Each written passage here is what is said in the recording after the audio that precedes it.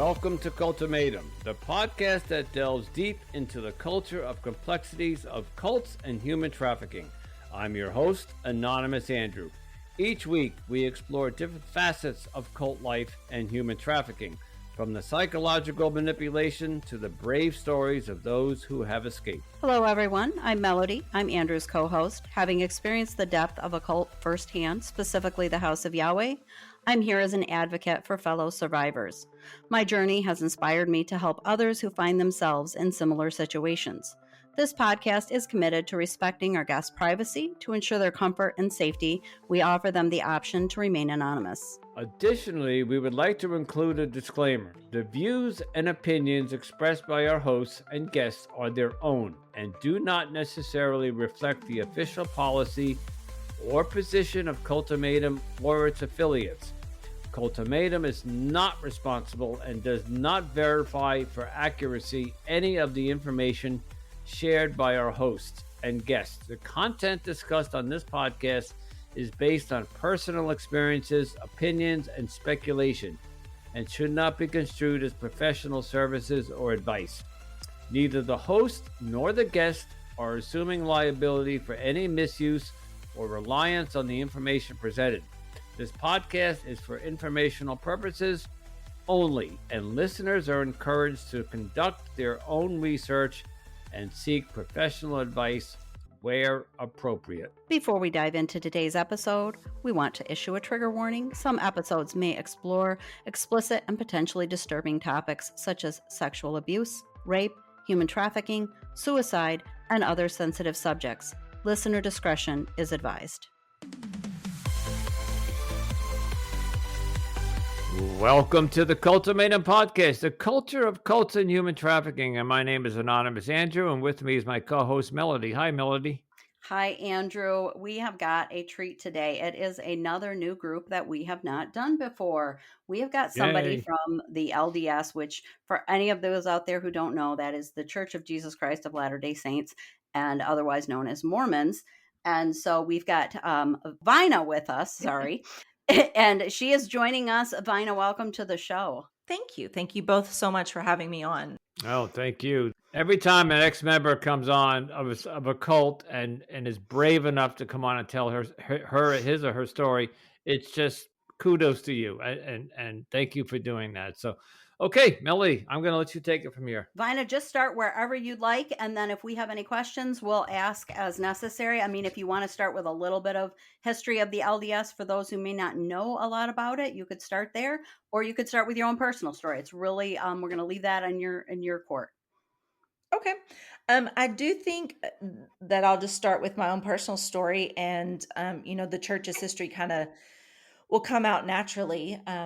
I was born into the church. My mom was a convert, and I was a member for 40 years. Now, in our religion, you are either active or inactive, or you're a non-member. And it's kind of like rite of passage that when you go off to college, sometimes you become inactive as you are a college student, and you get out there in the big world and things start happening that don't align with your religious beliefs. So a lot of college students go inactive for a while, and that same thing happened to me. But for the most part, I was a strong member for 40 years, and especially I would say the 18 years leading up to my 40th birthday.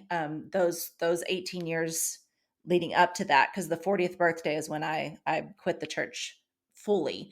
But in those 18 years, I went as high as a female Mormon could go, basically. And all of my mom and her children are Mormons. Throughout my history, I will say that there were moments that I questioned things. But as Mormons, we are taught to not question. We're specifically taught to not question. So when those topics did come up, and if I did or was brave enough to bring them up, I was always given a typical Mormon response of, there are some things that are just learned in the hereafter. Not everything needs to be known here on earth. And I remember many times thinking, well, okay, but I'm not comfortable with that teaching here on earth. Like, but I had no one to talk to about it. You can't talk to members about it. You can't talk to your leaders about it. If you talk to your family about it, they think that you're being doubtful. So it can cause family issues. So over the years, you just learn to shut up and just go with the process. And, you don't want to rock the boat in any way. Yeah, well, we hear that in many cults, which is part of the whole brainwashing, manipulation, and coercion. They plant this concept in you, especially if you were at a young age. This is so you were born. You said you were born into the Yes, cult. I was born into it, Okay, and so it's a family raised, religion.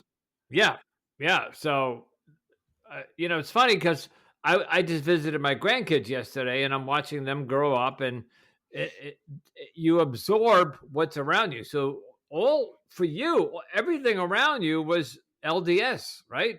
You didn't know anything else. You Actually, it's really funny. I was talking to my husband about this the other day, that the LDS religion is so mainstream in today's society that you don't feel like you're in a cult. You just feel like you're part of a mainstream religion that is a little bit different than, some of your yeah. other religions, but you don't really feel like you're in a cult in the LDS religion. But the problem with that is that your your family, unlike most cults who the family is out to save them from the cult, right? In the LDS religion, Right. your family is members.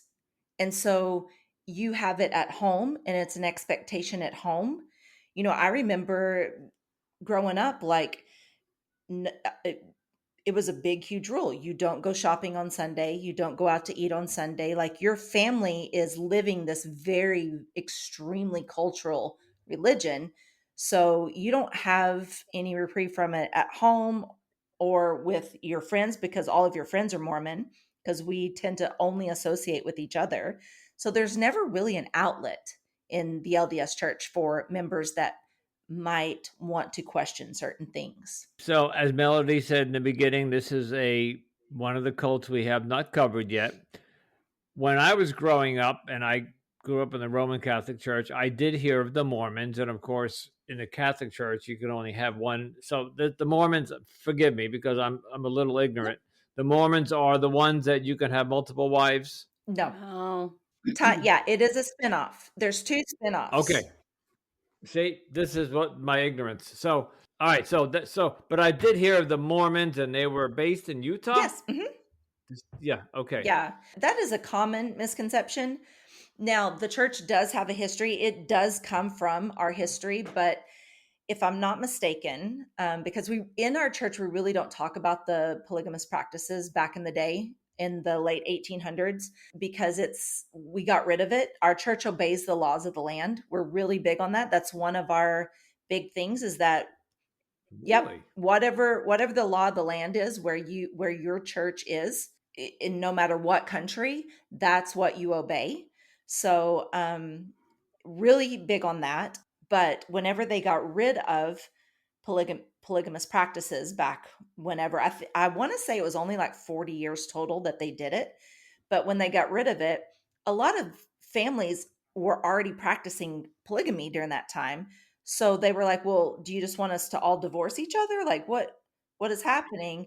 Yeah. And it Yeah. caused a big fight within the church. And then you had 2 off branches. So you had the reorganized LDS, and then you have the fundamentalist LDS.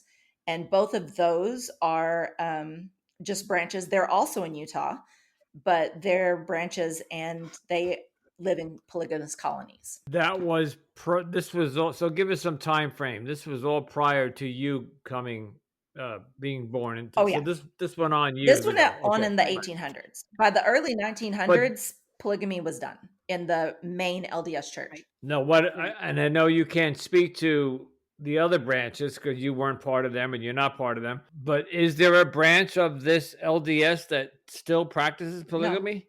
no, it's not Oh, allowed. You'll get Well, really? te- excommunicated.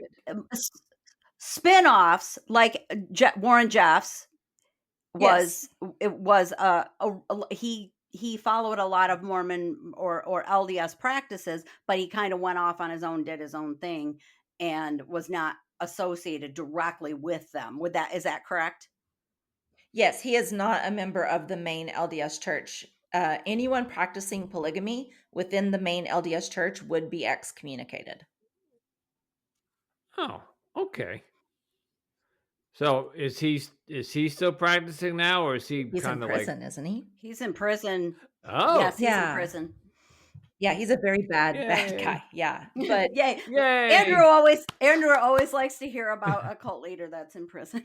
yes, he's in prison. But if you could ever get someone on from his cult, that me, I would Yeah. love to hear that. As growing up Mormon, Me too. exactly. Yeah, me Growing up too. Mormon, I was always very interested in polygamy, and like you kind of are interested in that because you know it's a brief history of your church, but you're not allowed to associate or practice.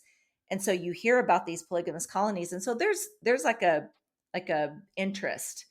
We would watch Sister Wives Right. behind our parents' backs type of thing. Yeah. I'm just trying to get a feel here. So you were born, raised, all seemed normal to you, right? Yeah. Up until what age did you start thinking Questioning something's things, not yeah. right?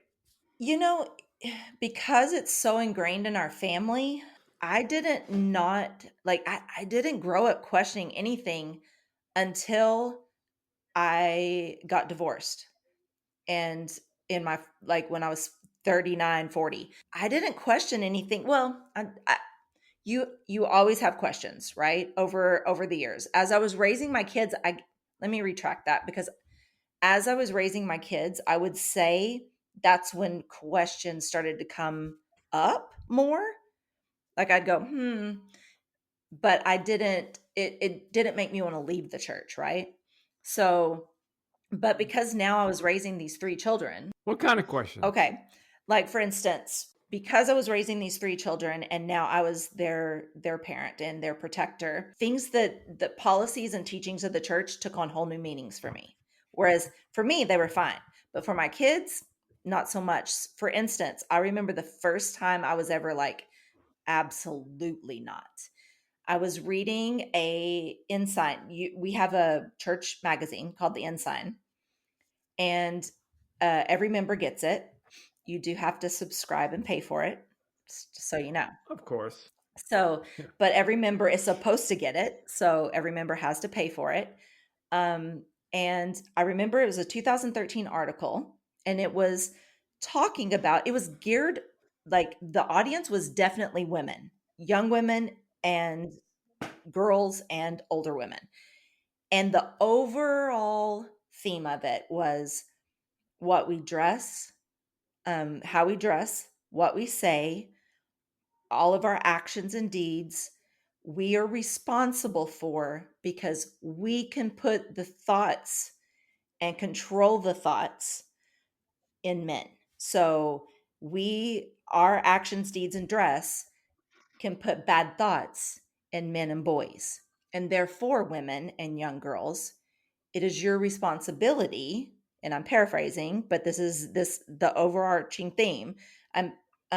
You're responsible for how you dress, how you act, what you say, all of your deeds around these men and boys, because their salvation is dependent upon you, because they can't control their thoughts. And I thought, first of all, first thing I did as a mother, and I was a temple recommend holding mother. The first thing I did was get into a very bad argument with my ex, because I was like, absolutely not. I'm not going to let them, teach this to my children. Oh, let me guess. I'm guessing you have at least one daughter.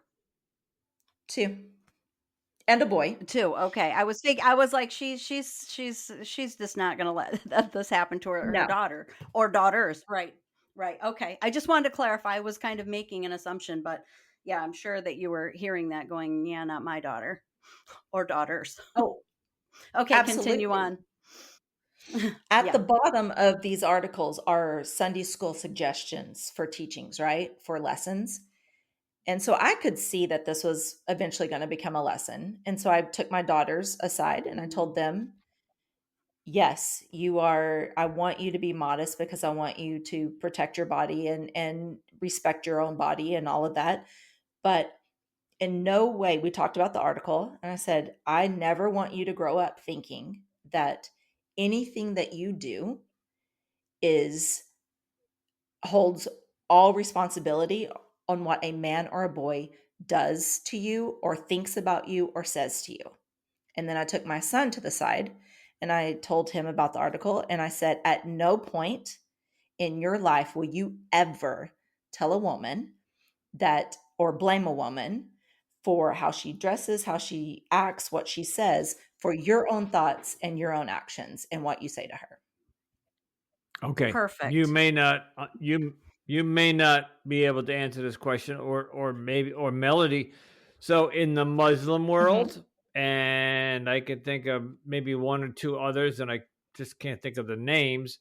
Women walk around in Mhm. burqas because the men cannot control themselves. Is that the idea? Oh, So I'm going to cover myself completely except for my eyes so I don't become a sexual object desire for the man in my community. Is that basically, like, I just broke it down that simple? yeah, Is that the idea? yes, that's the idea. We don't fully cover, but we definitely are not allowed to show cleavage. We're not allowed we used to keep put a pin in that, but we used to have only cap sleeves, so we couldn't show our shoulders.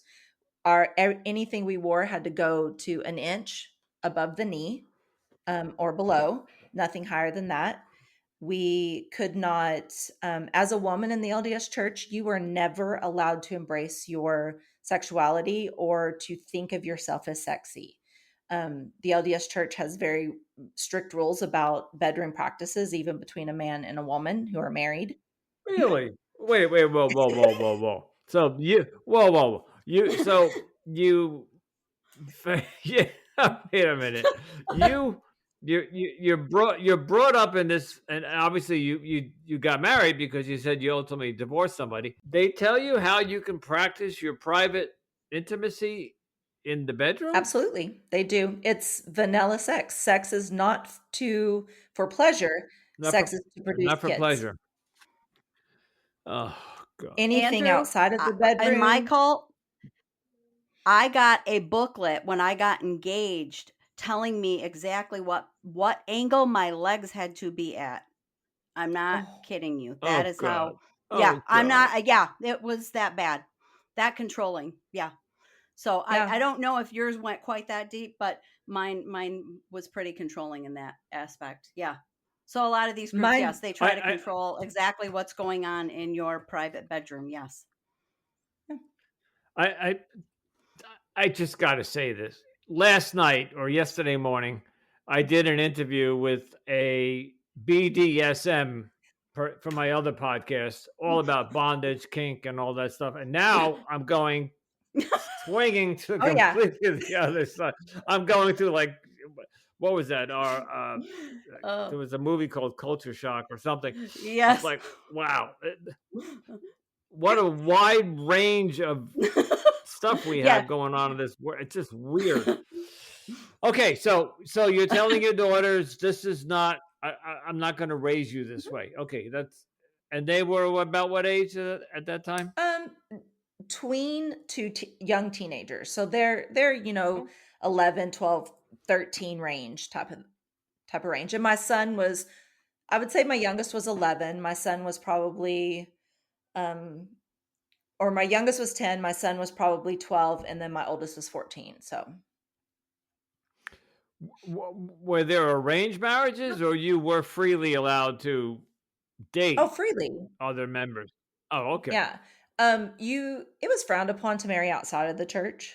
Um of course, yeah.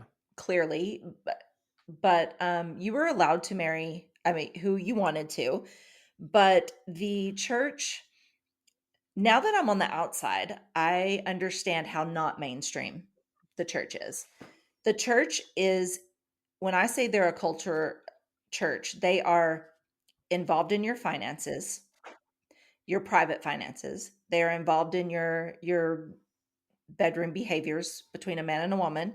they are very clear, and you will meet with the bishop if word gets out, or you are having a worthiness interview and you say that you and your husband were, yeah, we're healthy, we had some, relations in the car, or something, or on the kitchen counter, or, something like that, like normal, healthy sexual, relationships do.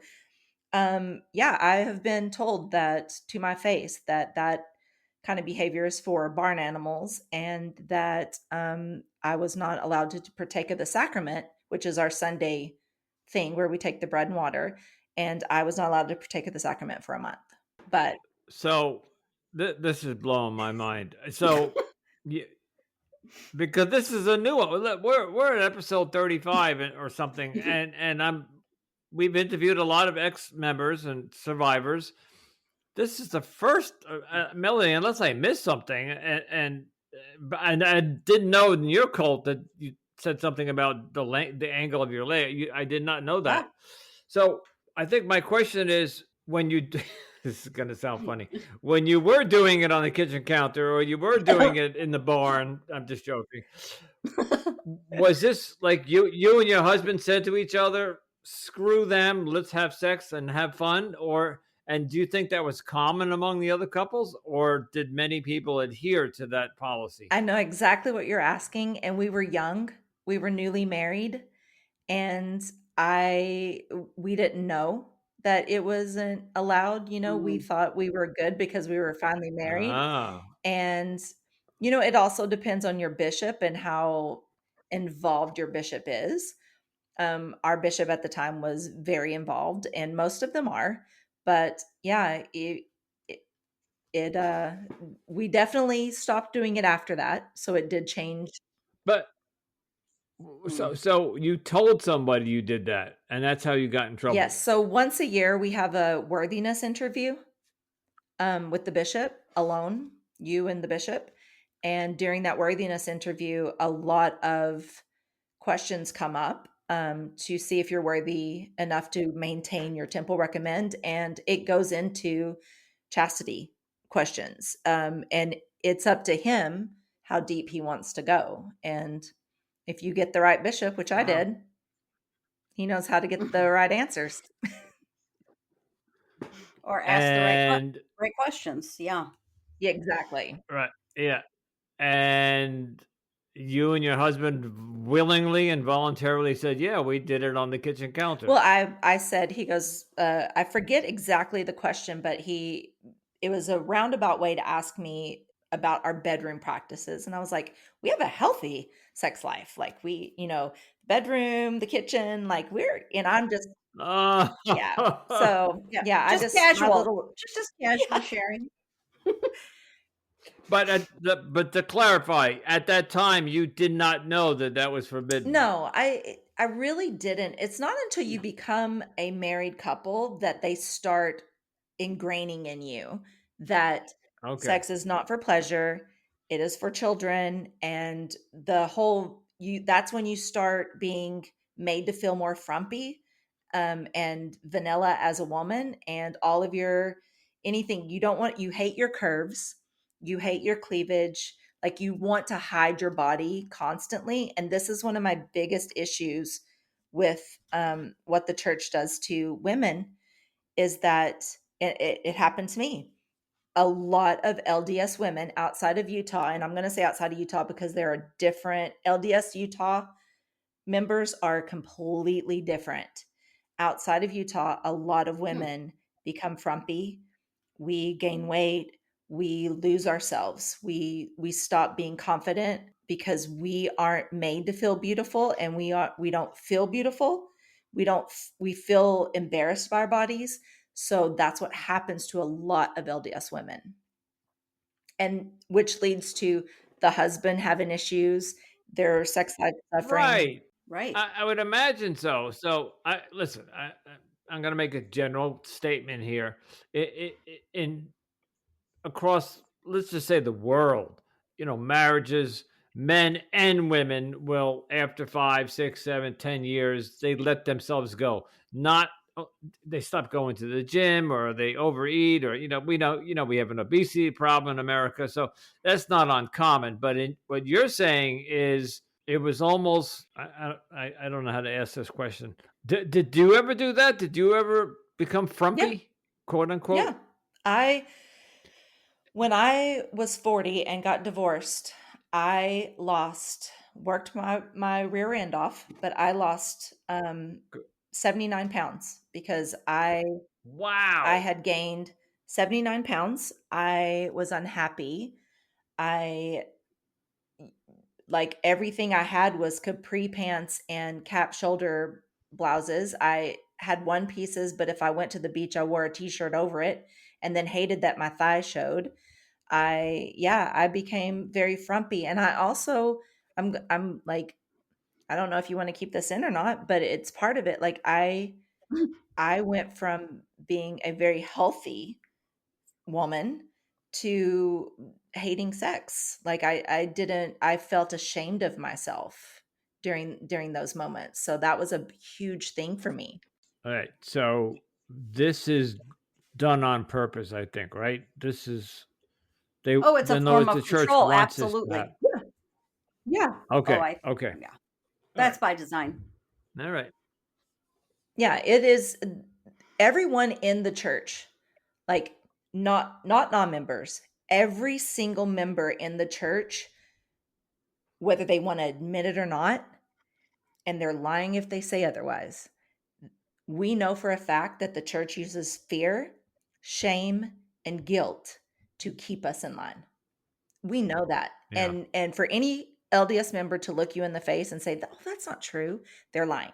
Because even when I was a full-blown member and would have defended the church with my life, I knew that I was being shamed and guilted and feared Mm. and, told fearful things. I was scared to death to ask questions or look something up. We never looked up questions that we had. So I have a So question. go ahead. When you talk to your children about that article in particular, uh, that caused a problem with your husband because he didn't agree with you. Is that where Yeah. he thought that the article was fine and that you should be teaching your children the way the article said, and that it was that the beginning of the dissolving of your marriage? Oh no, there was more to it.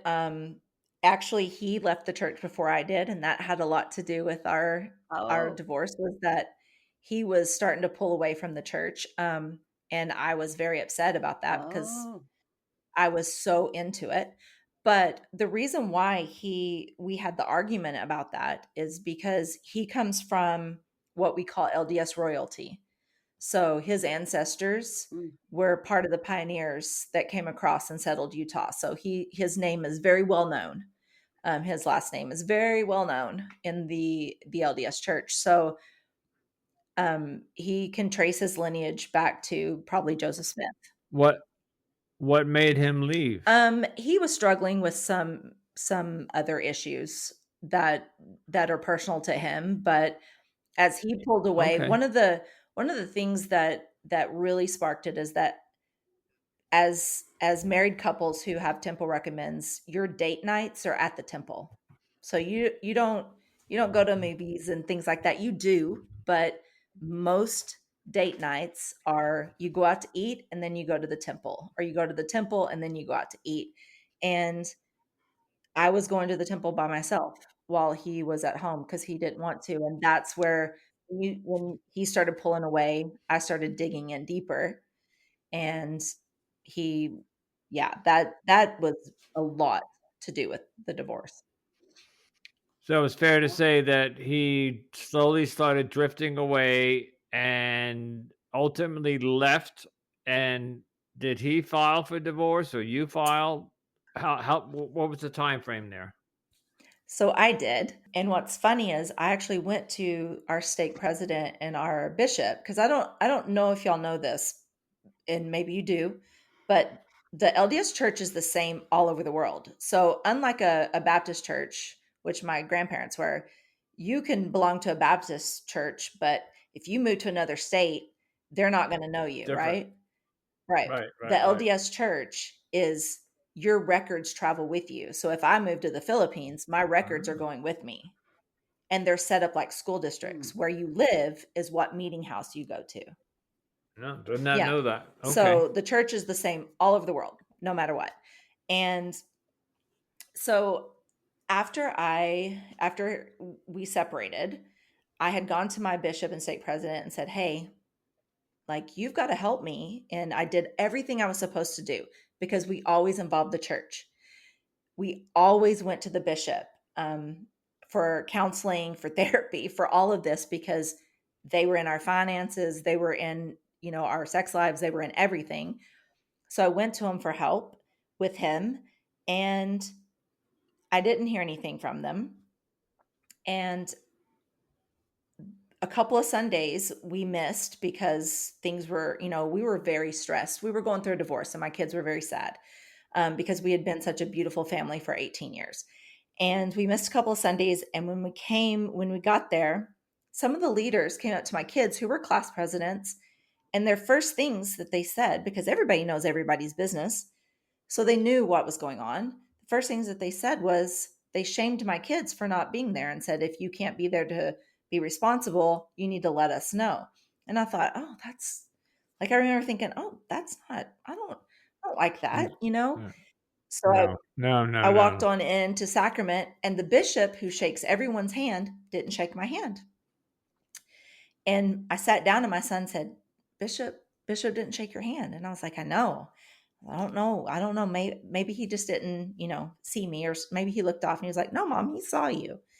And I thought, oh, well, that crushed me, and people started looking at me different. People would give me half smiles. And these are people who would come over and do game nights at our house. I would sit alone when we went to the all women class. I would sit alone, and I'm thinking, what's happening?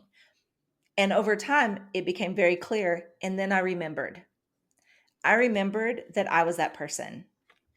Women in who are divorced in the Church of Jesus Christ of Latter-day Saints are treated differently. Single women are treated differently. They're treated like you have a plague that other people can catch. Like other people's marriages are going to catch your divorce plague. And so they didn't know what to do with me. So they put me on a do not contact list and whenever I contacted them, they said, we want you and your husband to figure this out. You can come back when y'all figured this out. Well, you were Let being me ask you a shunned question. internally. Yes. Oh, absolutely. Yes. Let me ask you a question because my other podcast, I do relationship stuff. And so, in a healthy relationship, if the marriage starts to fall apart, they may go to therapy. They may want to sit down and have a conversation and say, hey, do you want to fix this? It sounds to me like Latter day Saints almost sets up you for failure because they tell you you have to have vanilla sex. And I don't know if they actually say you have to put on weight and look fat and ugly or whatever terminology they use. But sorry, but Oh. it seems to me like they almost cause marriages to fail because am I right? Because underneath that religion, you're still a female human being and there's a male human being and you have hormones and he's got hormones. And while they're telling you that you have sex is for procreation only, you see where I'm Oh, going? no. I'm wondering I don't think so they see it that what? way. I just think it's their element of No, control. of course not. No, no, no. I don't think they're trying to have all these marriages Well, fail, but I do see what you're saying is that they are set up for failure. Absolutely. failure. So Yeah. you probably don't know the actual stat, but is there a high percentage of divorce in the LDS, or is it low? There is a high percentage. I don't know. Yeah. I don't know the actual stat. But I No. will say this. This will kind of give you an idea. So I was part of a online LDS women's group that we all met online, and you had to know someone to be invited. And it got to the point where we were up to 1,500 people across the world, and we would have weekend retreats. So I met a lot of these women in person, and the other day we were going through, not the other day, a while back, we were going through and we were looking at the most prominent members. We're talking about hundreds are most prominent, right? Not just a few, not a handful. And everyone we started naming are divorced and married to non-members now. Every single one. I can name a handful out of hundreds of women that I knew and that we would spend one weekend a year together for 15 years. A handful, literal handful, are still married and still a member of the church. And of those, I notice in their Facebook posts, and I'm not judging because I came from a judgmental, background, but I notice, I can see when they aren't following the church 100%. So even though they are members of the church, because maybe they're afraid to leave, whatever, I'm not them, but I can tell that them and their kids aren't following 100% because I can tell in their dress. I can tell in the things that they post about. Right.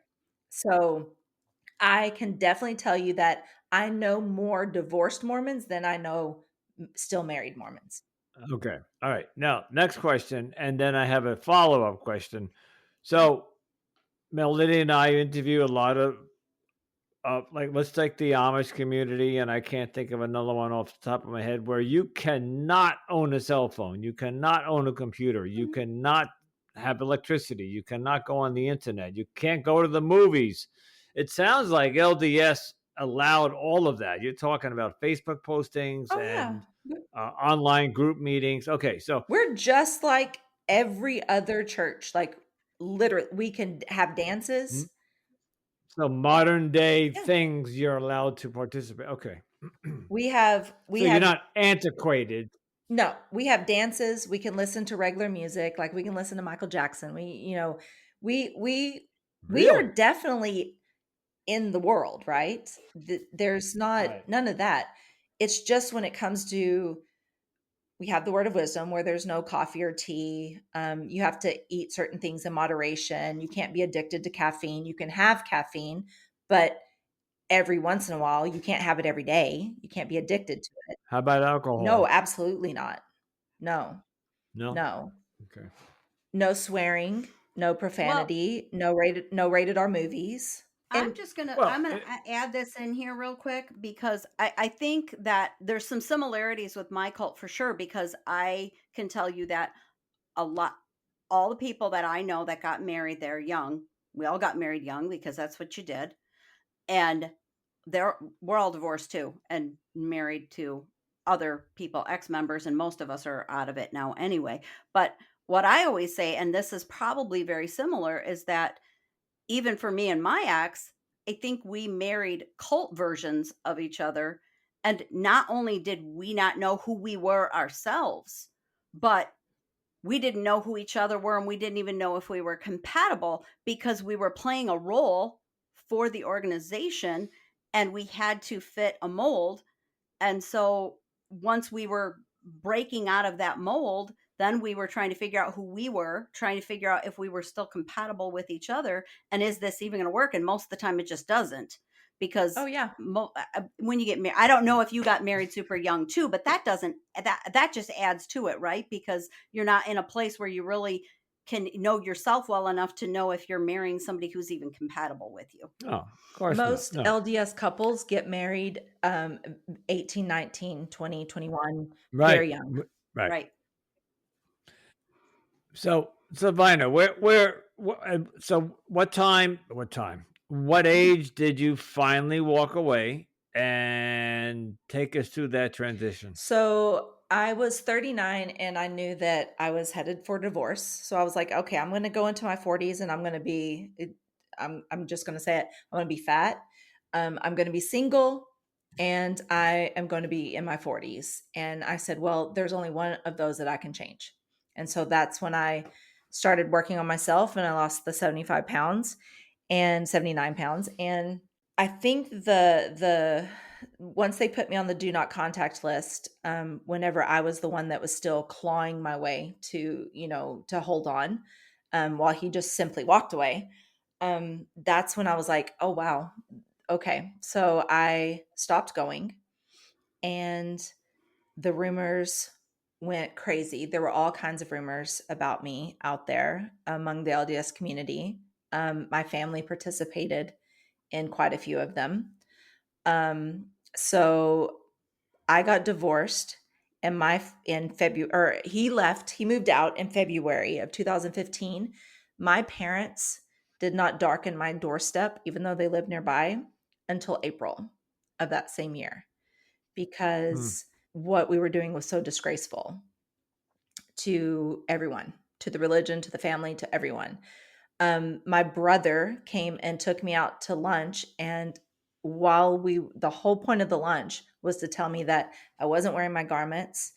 I need to fix my marriage. I need to get my stuff together, and I need to And come shape up. back. Yeah.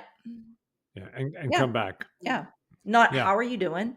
Not, hey, you're getting divorced Right. after Can I 18 years and you have 3 kids who are, how are my nieces and nephews? no support? How can I Yeah. support you? No. Are you guys Just shape up. okay? Yeah. Yeah.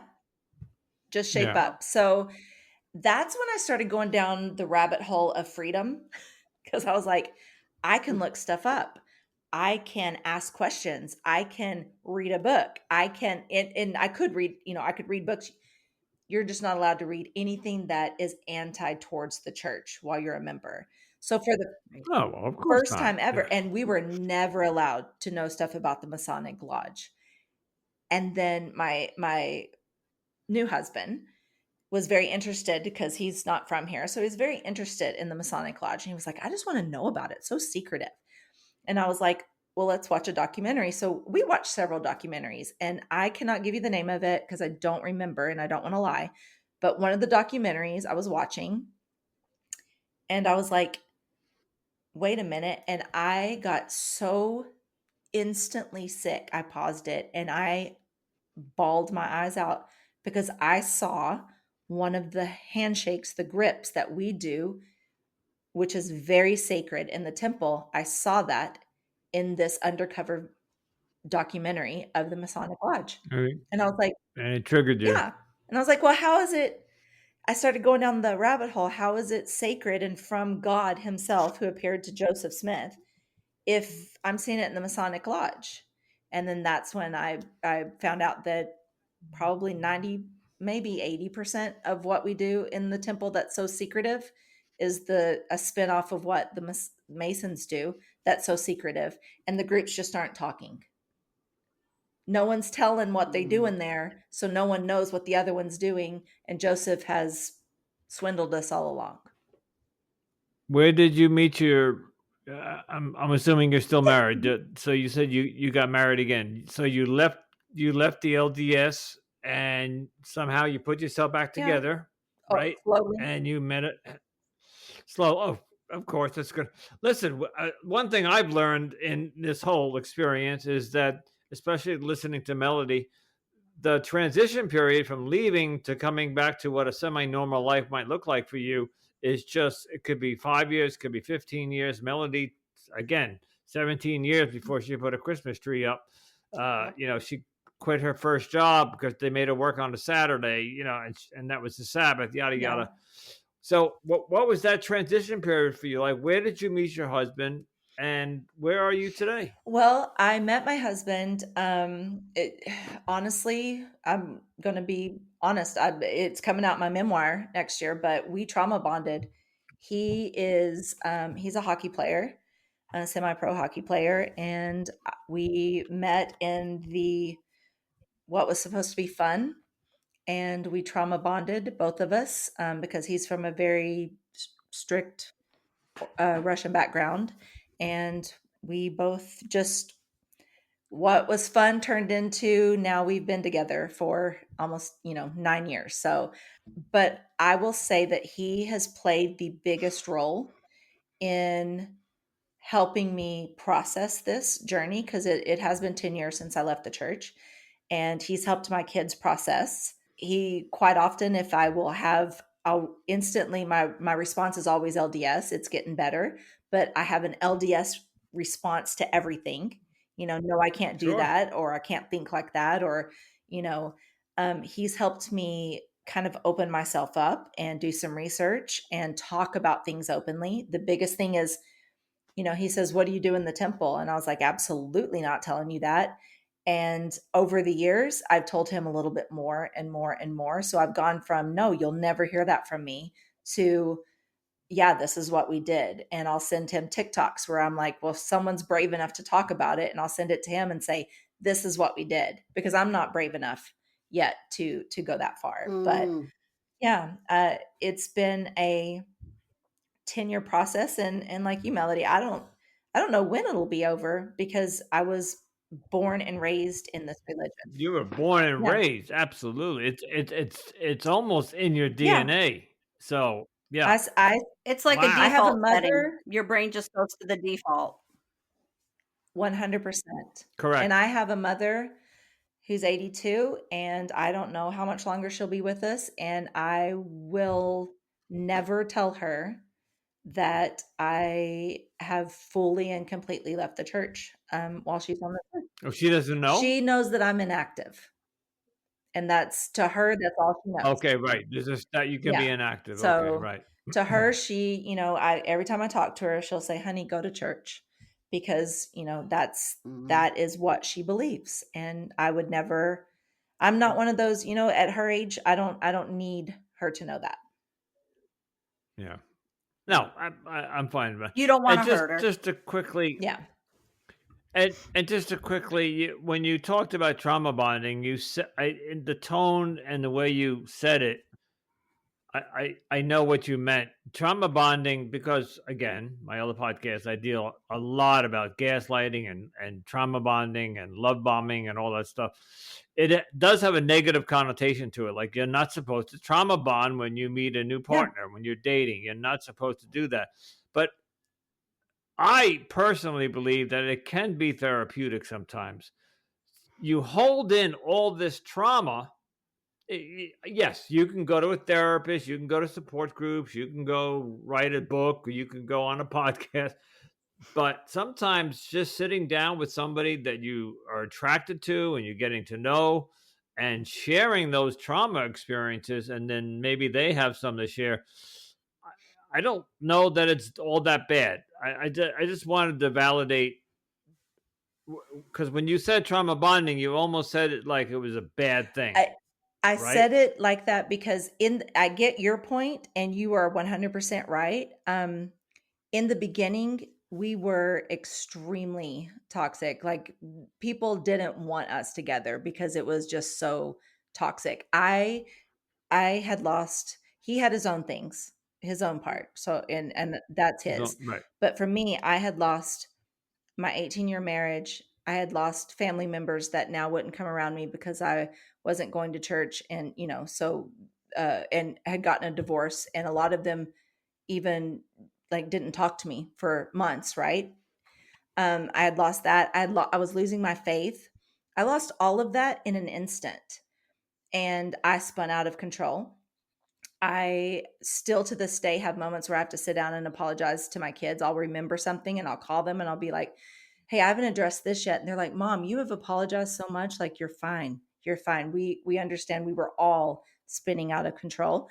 But there came a point where me and my husband said, "Look, we weren't married yet, and we were like, look, we're extremely toxic, and we need to decide if we're going to fix it and move forward and just be together, um, Good. or if we're going to go our separate ways, because we can't keep going on this path."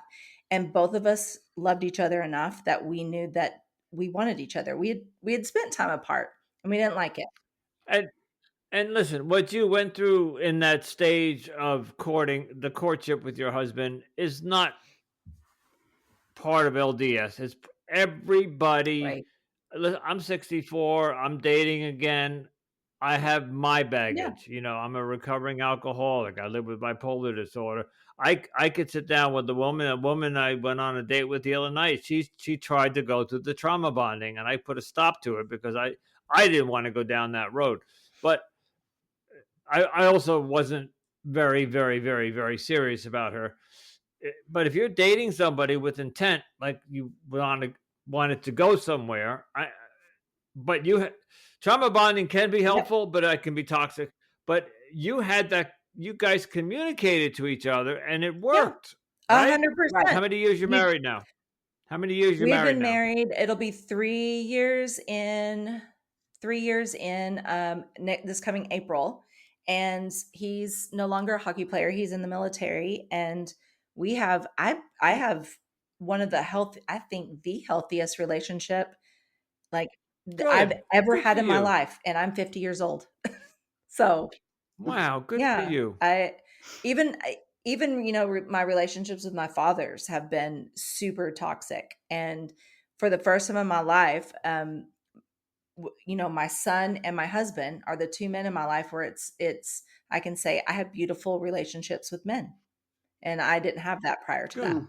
Yeah, Wow. I Yeah, think so that some of those I things, that if it can also be just being open and honest like that and getting that stuff out in the beginning of a relationship can also be a good thing. But if it starts out toxic and you fix it and you decide we're not going to continue down this toxic path and you both decided you're going to make your relationship healthier, it doesn't have to always be a bad thing.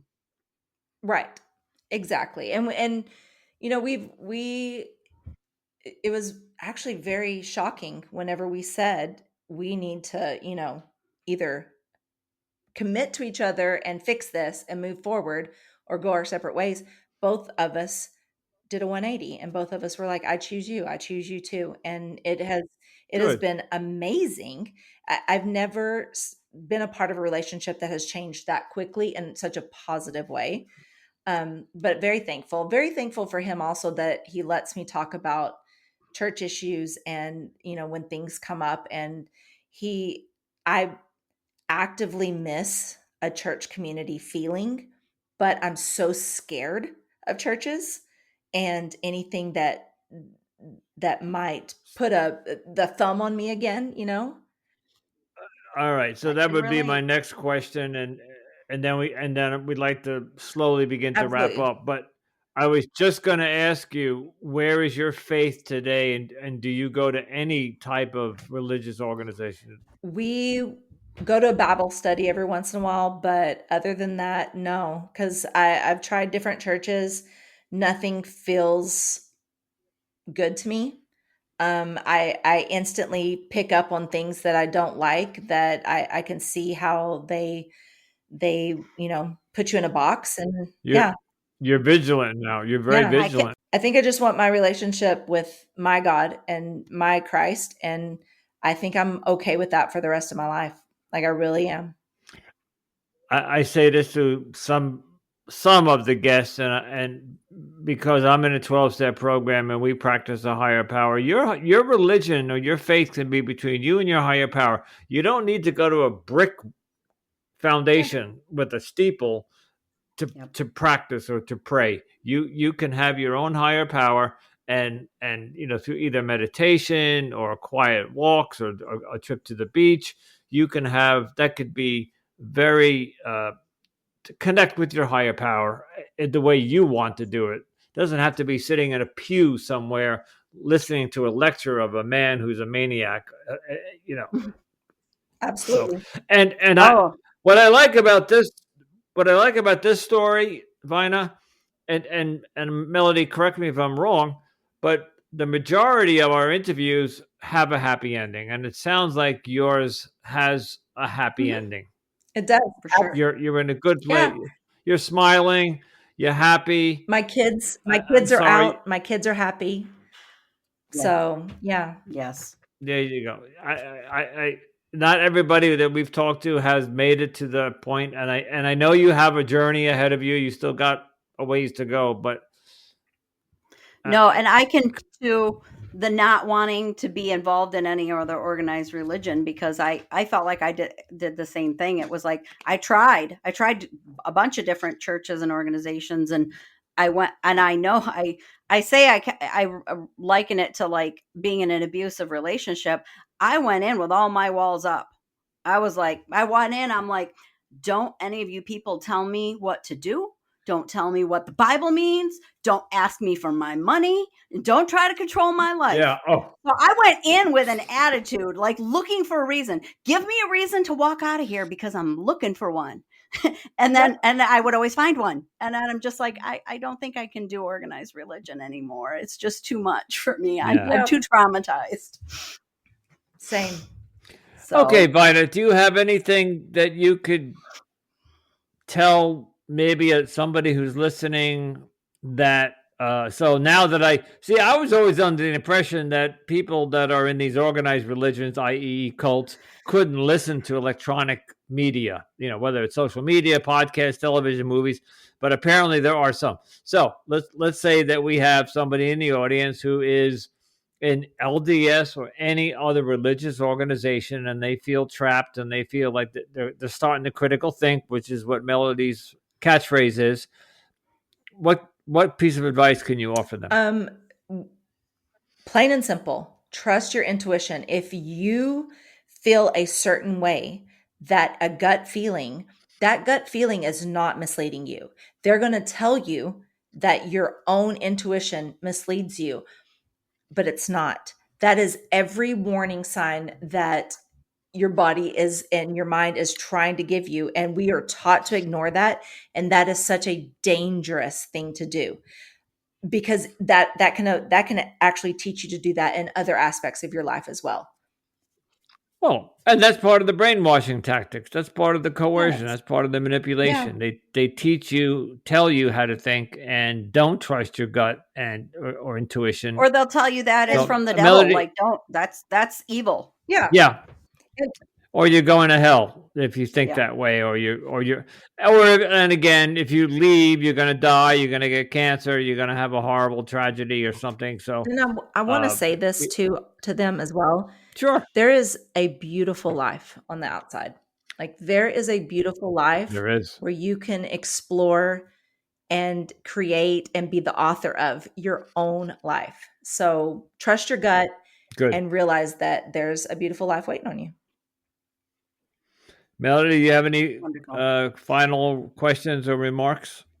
I think Before we say we're goodbye? good. The only thing I'm going to say is that I just want to give you some props, Vina, for not only talking to your daughters but your son when you read that article, because I was focused on your daughters, and you're like, I didn't just talk to my daughters. I told my son, you're never going to put a woman in that position or make a woman feel that she's responsible for your thoughts and emotions. And I just thought that was you deserve some props for that. Thank you. And I just loved that part of your story. So, and we want to thank you for coming on the show and talking to us and, sharing your experience with us. Thank you for having me, and thank y'all for what you do. Like, honest to goodness, I told my kids that I was going to be a guest, and I told them what you do, and they were like, "What's the name of it?" And so they're going to listen in as well. They love that Awesome. you give a voice to people who need it. Oh, it's our pleasure. And well, there's a whole story behind it. Everybody can listen to the earlier episodes to see how Melody and I bonded and connected, because I'm not a survivor of a cult. No. So, but all right, Vina, thank you so much. And I almost want to say God bless, but I have to be careful when I say that, because I don't know, because my God, it may not be your God. So whatever, but peace and love, and thank you for your story. Absolutely. Thank you both. Thank you. Yes. We want to again thank Vina so much for coming on the show and sharing her story and really personal aspects of her story.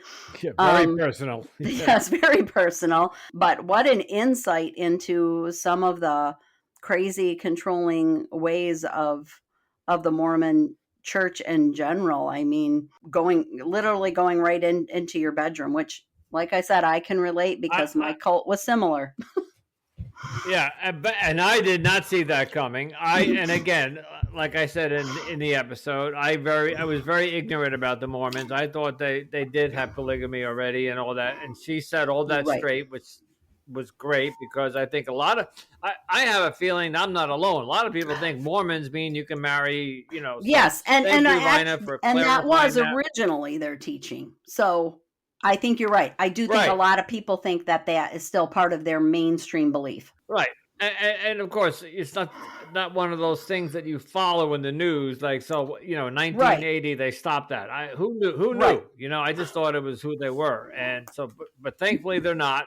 But Yes. this whole concept of you having to have vanilla sex, and then after a certain amount of time, the wife, I forget how she put it, but the wife, she used the word frumpy. The wife Yes. has to become frumpy, meaning Yes. putting on weight and letting herself go and not being pretty shouldn't be pretty, not taking care of herself. Yes. And not wearing So where the clothes that husband, are like flattering. Yes. it's ridiculous. Oh, it is. It's It is. It is. It's a what. crazy thing. I still remember when Mike and I got married, I actually still had that booklet that I'd gotten from the House of Yahweh about, basically it was an instruction manual of how a newly married couple was supposed to have sex, and it was so detailed, like giving the angle of the legs. And I was telling Mike a little bit of our episode last night, and he was like, man, so I wish you still had that booklet. That was kind of entertaining. It was just so unique and weird. And I'm like, I don't know where it ended up, but Something interesting, because the more I do this podcast about cults, the more I keep thinking about my religious upbringing. And I know I keep saying it was a Roman Catholic Church, and maybe they were a cult, maybe right. they're not. But a lot of similarities, because growing up the Catholic Church, no masturbation, Yeah. no sex before marriage. Matter of fact, you had to, if you were going to get married in the Catholic Church, the husband and the fiancés had to go to pre-Cana, I think it was called, where you go to 6 weeks of like marriage school. I can only imagine what they talked about in there. So these cults want to control every aspect of your life, including the intimate ones inside your bedroom, and that's just wrong. It's just totally wrong. It's a little bit off the wall. Yeah, no, I think the wall came down on it. So, but thank you, Vina, so much. It really opened our eyes, and hopefully she'll come back in a year when she writes her memoirs, and we'll have her back on. Absolutely. We would love to have her back on. And yes, I agree with you, Andrew. We want to thank Vina for coming on the show, sharing her experiences with us. And we, of course, want to thank all of you as well for tuning into Cultimatum. Your support is always greatly appreciated. And we do ask that if you could take a moment to rate and review our podcast on platforms such as Apple and Spotify. And don't forget to follow, share, and keep listening to all of our latest episodes. You can also show your support by joining our Facebook group under the name Cultimatum Podcast. And you can also find us on additional social media platforms such as Instagram, Pinterest, TikTok, YouTube, and Threads. If you have a cult or human trafficking experience that you would like to share with us, please feel free to contact us at cultimatumpodcast@gmail.com. And any ex-cult members out there looking for additional support can consider joining the Cult Escape and Recovery group on Facebook. And if you're interested in hearing more from me, you can find me on my other podcast, Anonymous Andrew, Life and the Choices We Make. And as always, stay safe, stay informed, and remember, you're not alone.